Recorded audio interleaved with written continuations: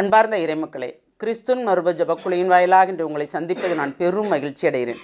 மக்களை, சந்தோஷமாக இருக்கீங்களா? நிறைவாக இருக்கீங்களா? மகிழ்ச்சியாக இருக்கீங்களா? மன அமைதியாக இருக்கீங்களா? மக்களே, மகிழ்ச்சி இறைவன் தந்த வரப்பிரசாதம் இல்லையா? இன்றைக்கி அவர் நமக்கு என்ன இறை செய்ய தருகிறார் பார்ப்போமா?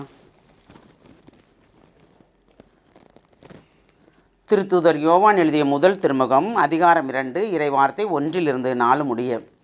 என் பிள்ளைகளே, நீங்கள் பாவம் செய்யாதிருக்க வேண்டும் என இதை நான் உங்களுக்கு எழுதுகிறேன். ஆயினும் ஒருவர் பாவம் செய்ய நேர்ந்தால் தந்தையிடம் பரிந்து பேசுவோர் ஒருவர் நமக்கு இருக்கிறார். அவரே மாசற்ற இயேசு கிறிஸ்து. நம் பாவங்களுக்கு கழுவாய் அவரே. நம் பாவங்களுக்கு மட்டுமல்ல, அனைத்துலகின் பாவங்களுக்கும் கழுவாய் அவரே. அவருடைய கட்டளைகளை நாம் கடைபிடித்தால் நாம் அவரை அறிந்து கொண்டோம் என்பது உறுதியாக தெரியும். அவரை எனக்கு தெரியும் என சொல்லிக்கொண்டு அவருடைய கட்டளைகளை கடைபிடிக்காதோர் பொய்யோர், உண்மை அவர்களிடம் இராது. Praise the Lord. அப்போது நம் பாவங்களுக்காக இறைவன் கழுவாயாக இவ்வுலகத்தில் மனிதனாக பிறக்கிறார். அந்த பாவங்களை மன்னிப்பதற்கு தந்தையிடம் பரிந்து பேசுகிறார் இல்லையா? அப்போ தந்தையிடம் பரிந்து பேசும்போது அனைத்துமே நமக்கு நிறைவாக இருக்கிறது. என்னடா இப்போ தான் கிறிஸ்து பிறந்தார், அதுக்குள்ளே பாவத்தை பற்றி சொன்னார். பாவத்தை மன்னிக்கிறதுக்கும் பாவத்திலிருந்து நம்மளை மீட்கிறதுக்கும் தானே அவர் வந்தார். அதை உணர்வோம் என்றால் வருஷம் வருஷம் இயேசு பிறப்பு இருக்குது, இல்லை எதுலையாவது மாற்றம் இருக்கா? இல்லை. ஆனால் நாம் நம்மிடம் மாற்றத்தை கொண்டு வந்தோமா? நாம் செய்வதே தானே செய்து கொண்டு இருக்கிறோம், இல்லை கூடுதலாக செய்கிறோம். அப்படி தானே? நன்மையும் கூடுதலாக செய்வோம், தீமை செய்வர்கள் தீமையும் கூடுதலாக செய்வார்கள். அதனால்தான் பாவத்தை குறித்து யோவான் கொடுக்கிறார். பாவங்கள் செய்ய நேர்ந்தால் அந்த பாவத்திற்கு மன்னிப்பு கேட்பது யார்? இயேசு கிறிஸ்து. தந்தையிடம் பிதாவிடம் மன்னிப்பு கேட்கிறார், நமக்காக பரிந்துரை செய்கிறார். அப்போ அவர் பரிந்துரை செய்யும் போது தான் நமக்கு அந்த பாவத்திலிருந்து மீட்பு கிடைக்கிறது. அதுதான உண்மை. அந்த உண்மையை நாம் அறிந்து கொண்டோம் என்றால் நாம் நிறைவாக வாழலாம். அப்படி அவரை அறிந்து கொண்டோம் என்பது உறுதியாக இருக்கும். அவரை எனக்கு தெரியும் என சொல்லிக்கொண்டு அவருடைய கட்டளைகளை கடைபிடிக்காதோர் பொய்யர், உண்மை அவர்களிடம் இராது. இறைவனை பற்றி நாம் போதிக்கிறோம், அந்த கட்டளைகளை மட்டும் கடைபிடிக்க மாட்டோம்.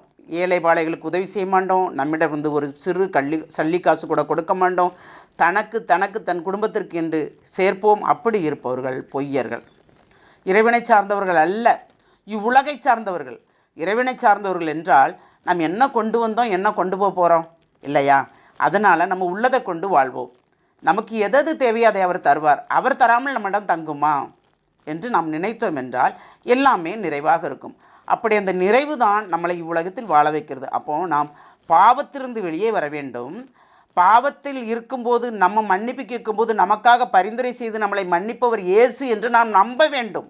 அப்படி நம்பும்போது தான் எல்லாமே நமக்கு நிறைவாக இருக்கும். இந்த வரத்தை கேட்போமா? எல்லாம் வல்ல இறைவா, நாங்கள் மாய உலகில் வாழ்கிறோம், பலகீனமான மனிதர்கள் என்று சொல்லிக் கொள்கிறோம். ஆமாண்டவரே, ஆனாலும் எங்கள் குற்றங்குறையிலிருந்து வெளியே வராமல் அதிலே மீண்டும் மீண்டும் உழுகிறோம். நாங்கள் வெளியே வர வேண்டும் என்று தான் நினைக்கிறோம், ஆனால் வர முடியாதவாறு தடுமாறுகிறோம். ஆமாண்டவரே, இந்த தடுமாற்றங்களிலிருந்து எங்களை மீட்டெடுத்து நீர்தாமே உண்மையுள்ள வாழ்க்கை, நிறைவான வாழ்க்கை வாழும்படி நீர் எங்களை ஆசீர்வதிக்க வேண்டும். ஆமாண்டவரே, ஒவ்வொரு நொடி பொழுதையும் நீர் எங்களுக்கு தந்தீர்.